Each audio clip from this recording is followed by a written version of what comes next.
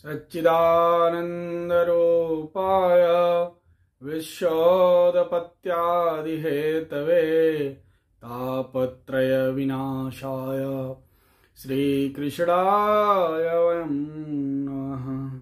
श्रीकृष्णाय वयं नमः। बोलिए वृंदावन वाके बिहारी लाल की जय, राधा रानी की जय, गोवर्धन भगवान की जय, श्री सद्गुरु भगवान की जय। मित्रों, भक्तों के लिए तो ईश्वर कण कण में निवास करता है, हर अणु में, हर परमाणु में उनका वास है और विभिन्न समय पर आवश्यकता पड़ने पर ईश्वर ने इसका प्रमाण भी दिया है कि वो हर जगह वसते हैं। लेकिन इस कलयुग में एक ऐसा स्थान है, एक ऐसा तीर्थ है, एक ऐसी जगह है जहां पर नारायण सशरीर विद्यमान करते हैं और उस जगह का नाम है वृंदावन। वृंदावन वह धरती है जिसका निर्माण भगवान श्री कृष्ण ने मात्र अपने भक्तों के उद्धार के लिए ही किया है और कोई उसका उद्देश्य है ही नहीं। वह उनकी जो लीला भूमि है, वो इसी कारण से उन्होंने इस लीला भूमि की रचना की कि इस कलयुग में जब देवी देवता और ईश्वर चर्मचक्षुओं से प्रत्यक्ष न दिखाई देने लगेंगे, उस समय भी हमारे भक्त जो आत्म कल्याण की इच्छा रखेंगे वो कहां जाएंगे, कहां भटकेंगे, कहां खोजेंगे। तो इसके लिए उन्होंने एक ग्रंथ दे दिया श्रीमद् भागवत और एक स्थान दे दिया, वो है वृंदावन की धरती, जहां पर वो सशरीर विराजमान रहते हैं। यह कोई मेरी कपोल कल्पना नहीं, बल्कि मेरे हृदय का अटूट विश्वास है। साथ ही साथ हजारों करोड़ों ऋषियों मुनियों भक्तों के द्वारा दिए हुए प्रमाण सहित और उनके प्रत्यक्ष एहसास और अनुभूतियों के कारण मैं यह दावे से कह रहा हूं, वह धरती है वृंदावन की धरती।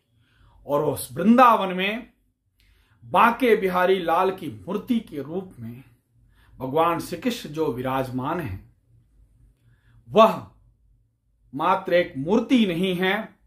ऐसी हजारों कहानियां, घटनाएं इस कलयुग में मौजूद हैं जिनके प्रमाण मिले, जिसमें उस मूर्ति ने प्रत्यक्ष चमत्कार किया अपने भक्तों के लिए।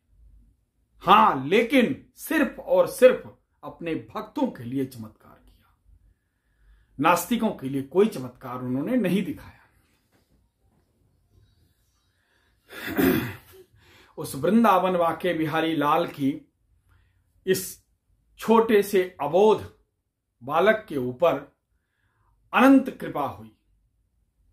इस छोटे से जीवन में 50 बार उन्होंने अपने चरण कमलों का दर्शन दिया।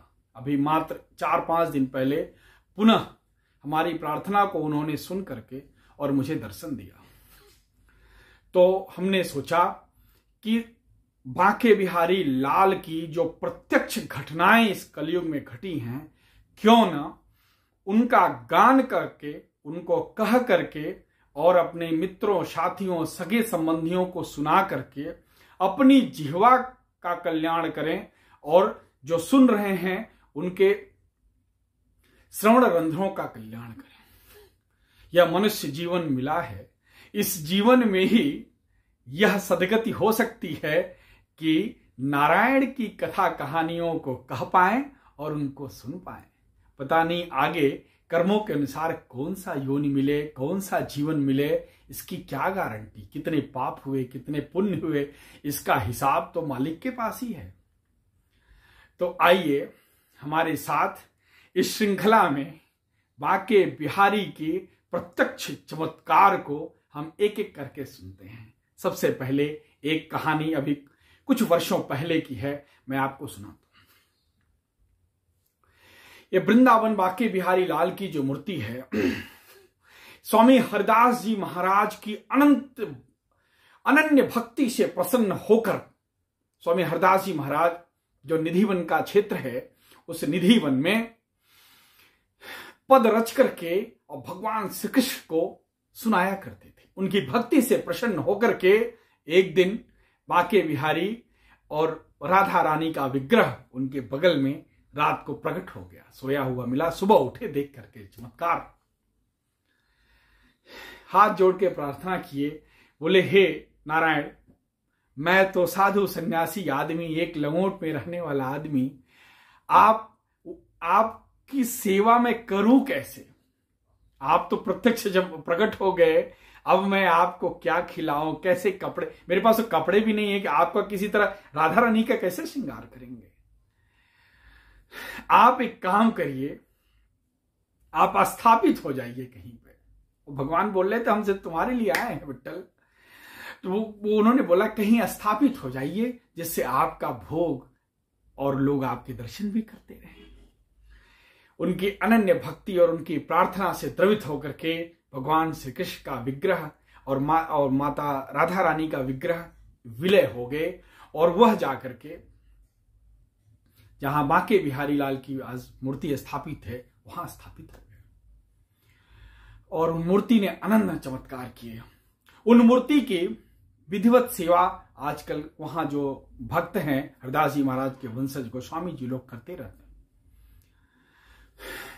भगवान श्री कृष्ण की उस विग्रह को विभिन्न भांति से भोगों से उनका आदर सत्कार किया जाता है, और उनका श्रृंगार कैसा होता है उनको देखने वाले भक्तों को अच्छी तरह पता है। वर्णन करूं तो कैसे।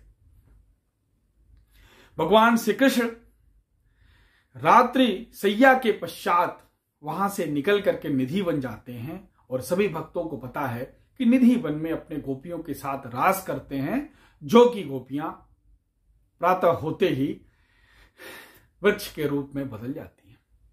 तो भगवान श्री कृष्ण को रात्रि शयन के समय उनके पैरों पर इत्र का मालिश किया जाता है। प्रतिदिन एक अलग सुगंधित इत्र का मालिश किया जाता है। कुछ वर्षों पहले की घटना है कि जिन गोस्वामी जी की ड्यूटी थी मालिश करने के लिए, और जिस इत्र से उस दिन मालिश करने का टर्न था, वह केवड़ा इत्र था। और वह केवड़ा इत्र जिस दुकान से लेके आना था उनको, वह लाते समय भूल गए। और जब रात्रि शयन के समय उनको याद आया, तो उनको तो लगा कि अब ये दुकान तो बंद हो गई होगी, केवड़ा इत्र मैं लाया नहीं, मालिश करूं तो कैसे करूं। और अगर यह खबर बाकी लोगों को पता चल जाए, बाकी गोस्वामियों को पता चल जाए, तो उनकी नजर में यह अनुशासनहीनता के साथ साथ एक मर्यादा तोड़ने की भी, परंपरा तोड़ने की भी घटना मानी जाएगी, और जिसका बहुत ही दुखद परिणाम हो सकता था। यही सब भाव लिए हुए गोस्वामी जी मंदिर के पट बंद करने से पहले बहुत ही चिंतित थे, और अंदर से बहुत ही व्यथित थे। इसी व्यथा में उनकी आंखों से आंसू गिर रहे थे कि अब मैं करूं तो क्या करूं। दुनिया के लोग तो आंतरिक व्यथा को जान नहीं सकते। हमसे तो गलती हुई, हम तो वो इत्र ला नहीं पाए। लेकिन सर्वशक्तिमान, सर्वगुण संपन्न और सर्वव्यापी परमात्मा की नजरों से किस भक्त का दुख छिपा रह सकता है? और वह भक्त जो उनकी सेवा में लीन रहता हो, कपट ना हो उनके सामने। नारायण ने तुरंत देखा, और वो 2-4-5 मिनट इसी उधेड़-बुन में लगे थे कि अचानक एक बालक आकर के उनके पास, पंडित जी के पास आया। बोला, पंडित जी, ये उस दुकान वाले ने आपको इत्र भेजा है। उस इत्र को पाकर के पंडित जी की आंखों में चमक आई, और उन्होंने उस मालिश को भगवान श्री कृष्ण के पैरों पर अंग पर वो मालिश जो करना था किया और मनी मन भगवान को बड़ा धन्यवाद दिया कि हे बाबा आपने हमको इस संकट से बचा लिया। लेकिन और पट बंद करके वो अपने घर को चले गए। अगले दिन जब सुबह उस दुकान के सामने से फिर वो निकल रहे थे तो उन्होंने सोचा कि उस दुकान वाले का धन्यवाद दे दें कि जो उसने इत्र समय पर भिजवा दिया। और जब धन्यवाद देने गए तो उन्होंने पूछा उस सेठ से कि वो कहाँ है, जो जिस दुकान वाले का नाम लेकर कि वो कहाँ है। तो उसने बोला कि वो तो 2 दिन पहले उसका एक्सीडेंट हो गया था और वो अस्पताल में भर्ती है। वह था नहीं, सेठ को पता भी नहीं था कि इत्र किस दिन कौन सा इत्र जाता है। और एक बालक आकर के उस इत्र को मंदिर में पहुंचा गया, अपने भक्त का संकट और उसकी व्यथा और उसकी पीड़ा को देखते हुए। भगवान श्री कृष्ण स्वतः एक बालक के रूप में आकर के और उन गोस्वामी के दुविधा का हल निकाले। ऐसी महिमा, ऐसी कृपा हमारे बांके बिहारी और हम सबके बांके बिहारी हम भक्तों के ऊपर करते ही रहते हैं। और जब से मैंने ये केवड़ा इत्र भगवान को पसंद है ऐसा सुना है, उस केवड़ा इत्र का प्रयोग मैं भी अपने घर में जो भगवान की मूर्ति है उनको लगाने में उपयोग करता हूं और उसका बचा हुआ प्रसाद अपने हाथ पे भी लगाता हूं कि क्या पता इस केवड़ा इत्र को की खुशबू पसंद करके और कभी नारायण हमारे अंतःकरण में पधार जाएं तो उनकी बड़ी कृपा होगी। बोले वृंदावन वाके बिहारी लाल की जय।